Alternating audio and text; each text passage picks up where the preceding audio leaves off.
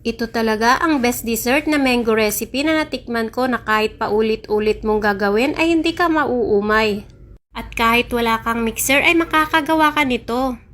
Trending na trending din ito kapag tag-init kaya ano pang hinihintay mo, gumawa ka na rin. Kailangan natin dito ng 3 hinog na mangga.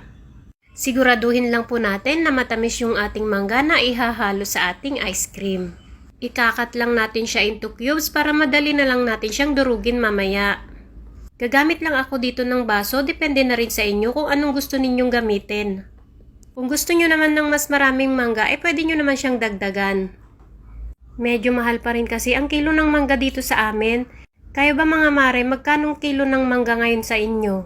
Ilagay na natin sa ating malinis na mangkok, bali 2 piraso lang ang pinagsama kong mangga dito.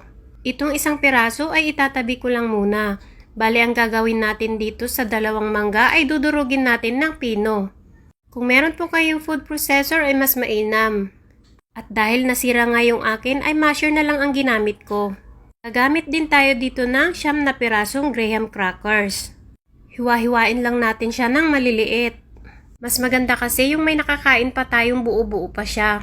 Proceed naman tayo sa ating ice cream mixture. Gagamit lang tayo dito ng 2 pack ng all-purpose cream. Kahit anong brand ay pwede. Kailangan din po ay chilled yung ating gagamitin para maganda yung magiging outcome ng ating ice cream. At dahil nga nasira yung ating electric mixer, mano-mano natin siyang ibibit. Gagamit lang tayo dito ng hand mixer.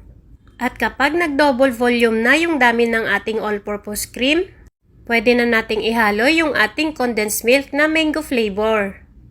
Pwede naman kayong gumamit dito ng ordinary lang, basta maglagay na lang kayo ng food color na yellow.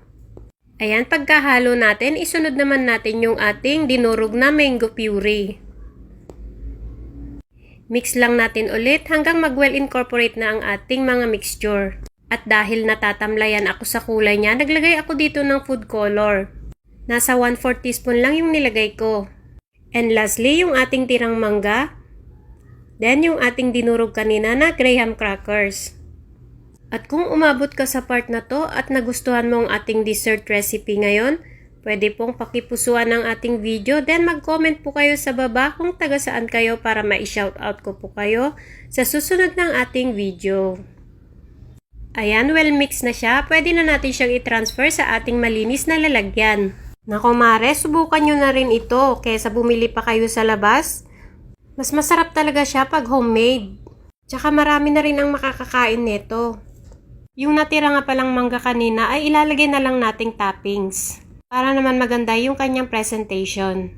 At yung graham crackers na tinabi ko, hindi ko na ilalagay kasi parang nadadamihan na ako. Pwede na yung 8 piraso lang ang ilagay nyo dito, okay na yun. Ayan, takpan na natin at ilagay na natin sa ating freezer ng overnight. Tikman na natin ang ating soft and creamy mango graham ice cream. Nako mga mare, must try this. Sobrang napakasarap talaga niya. Siguradong magugustuhan na naman ito ng inyong pamilya. Kaya tabi na rin kayo ng pambili ng ingredients. 5 sangkap lang naman to, madali lang din siyang gawin.